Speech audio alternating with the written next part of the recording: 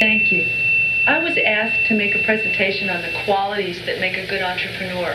And what I decided to do instead was to focus on some of the qualities that most people don't think about. The 7 deadly sins of entrepreneurship. I'm Dr. Geri Larkin, and I'm the manager for emerging business services for the Touche Michigan practice.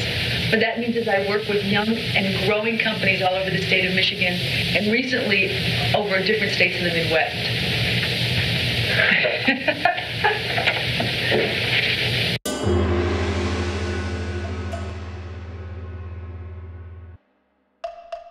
Ready when you are. Okay. Thank you. I was asked to make a presentation on the qualities that make a good entrepreneur. And what I decided to do instead was to focus on some of the qualities that most people don't think about. The 7 deadly sins of entrepreneurship. Now, when people start their businesses, or when a person starts a business, it isn't hard to have somebody tell them all the good qualities that they need to start the business. Tenacity, high self-esteem, things like that. But instead, what I want to do is talk about something that's a little different. And here's what I mean. Over the last 8 years, what I found is that a lot of the companies that I work with might have all of the attributes. The companies will have everything they need to succeed in business. They'll have a good business plan. They'll have a strong market that's ready for the product. The entrepreneur seems to be taking the right steps. There'll be a strong team in place. Usually they can produce the product to get it out into the street. They understand that their slogan should be market, market, market, and they actually watch cash flow. But every once in a while, even when all of those things are in place, the company still fails. When you look back, or when I look back, what I asked myself when I did was, what was it about that entrepreneur that caused that company to fail, even though all those other aspects were in place? And what I've tried to do here is summarize those characteristics into what I'm calling the 7 deadly sins of entrepreneurship. And they're right behind me here, so you can read along as I go. All right, to the sins. Sin 1, lying. Now, one of the personality traits of entrepreneurs is that we seem to have a gene somewhere deep inside of us that makes us exaggerate. Now, I choose to believe that this is the optimist in all of us, and that is just entrepreneurship. Hey, that's who we are, that's the way we are. But that's not really what I'm talking about right here. What I'm talking about here is lying. Entrepreneurs are under pressure to lie, and I've learned that over and over again. Investors want you to tell them that there's another investor somewhere off in the distance who's ready to invest in the company. They want to hear you tell them that they're the last investor in the deal, even if they're the first investor in the deal. Bankers want to hear you say you've got a cosigner out in your car outside the bank, just in case you need a cosigner, even though you know they'll tell you that they probably won't want a cosigner. Oftentimes, the lie takes intent and describes it as something you've already done. And here's a good example. I get this one a lot from clients. I've called 20 potential customers. Now, usually the truth is that there are 20 potential customer names on a to-do list for them to call over the next week or so. That is something that can hurt a company a lot. And you only have to get caught once.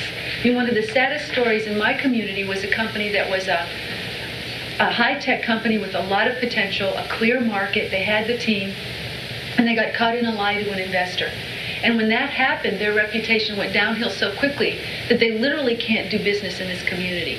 So if you lie as an entrepreneur, you might as well get out of town, darling, because you're not going to be doing business here. So that's the first one, and in a lot of ways the most important one is lying. 2, fear of making decisions. A successful entrepreneur is somebody who isn't afraid to make a decision and knows that the only way to make a good decision is to make a lot of decisions. And some of those might be bad. The point is that the only way that you become wise is by making a lot of mistakes. And the only way that you can make good decisions and make a lot of decisions is just by practice. So practice is what counts. In cases where entrepreneurs can't make decisions, what I've learned is that the companies sort of kind of limp along while their markets go speeding past them, and they eventually go out of business. So that's 2, fear of making decisions. 3 is egomania. In my youth, which was a long time ago, I was a part of the art and dance world in New York City. And I can remember thinking back then that I had seen everything that there was to see vis-a-vis egomania. Well, it turns out I was wrong. Egomania is rampant in entrepreneurs. Thinking or acting as if you can do everything all by yourself is a serious mistake when you're starting a company.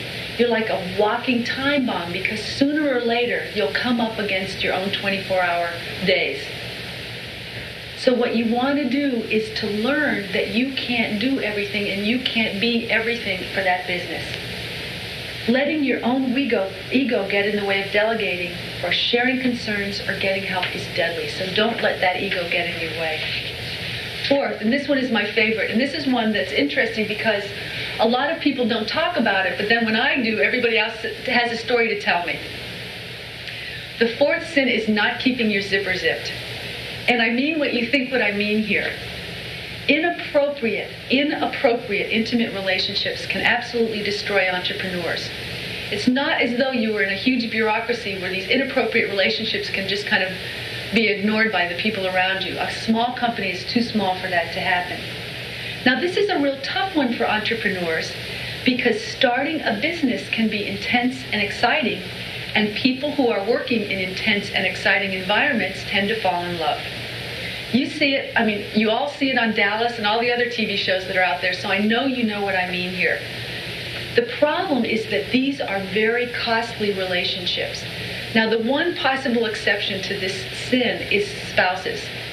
What I've found is that oftentimes people who are married to each other, who start businesses, can actually build their relationship on the back of the business. Now, the good news there is you could end up with a stronger marriage. The bad news is about half of you will end up in divorce, so it's your call. But to go back to the inappropriate intimate relationships, think about it. Your company is a delicate partnership where you need to have all kinds of different aspects running smoothly. What intimate relationships do is literally destroy that balance. Now, those of you who might be in the middle of a relationship right now with your accountant or your banker or somebody else on your team might say back to me, as some people have, but Geri, that just means that we can talk about the business all day and all night. I say, wait a minute, that's fine for right now, but what happens when the first of you falls out of love? What does that do to a business? My experience is that literally destroys a business. When people form inappropriate intimate relationships and then one half of that relationship falls out of love, it usually destroys a young company. So that's sin number 4. Watch your zippers. 5, pride. Humility, and people are often surprised by this one. But what I've learned is that humility in this business is critical because the sooner you admit mistakes, the sooner you fix them. And time is always an issue for people who are entrepreneurs. If you're just too proud to admit your weak spots, and we all have them, you'll lose your company. You'll literally lose that company. Because what those weaknesses do is they create black holes in the operation where there should be a lot of activity. And I learned this one a long time ago when I was teaching myself how to ride a bike. And what I did was decide that right then and there that there were 2 ways to learn something. And one way is you teach yourself, which entrepreneurs tend to want to do. And the other way is you ask for help from everybody around you. Well, I picked choice A, so I decided that I would teach myself how to ride a bike. It only took me until I was 9 years old. So after 4 years of struggle, I learned how to ride a bike. Now, my sister took tact B, which meant that she asked me, my parents, and all of her friends, how do you ride a bike? So she learned when she was 5. That didn't matter when I was 9 and she was 5. But it did matter when she was 27 years old and she cleared her first $1 million and I was still struggling with a low but meaningful paycheck. And what I learned from that lesson was that pride got in my way. And I don't want that to get in your way too if you're an up-and-coming entrepreneur. So that's sin number 5. 6. 6 is inflexibility. Flexibility is also important. There are so many times in the life of an entrepreneur, and for some people it's daily, when you found yourself in and I love this quote, in a driveway that you just have to back out of with your lights off. It's important to know when you're in one of those driveways and it's time to start backing out, to try the next one. If you don't have that flexibility, then you'll fail. Last one, false promises. Now, this isn't the same as lying, because in this case, your intentions might be honorable. Another way to describe this particular sin is not doing what you say you'll do when you say you'll do it. I recently worked on a huge proposal for the federal government, and there were about a dozen different organizations working on the proposal. Only a couple of them actually met the deadlines for the proposal. Let me just ask you, if you were in my shoes, which of that group dozen would you go back to joint venture with again? The ones who met the deadline. So that's why that's so important. Don't false promise.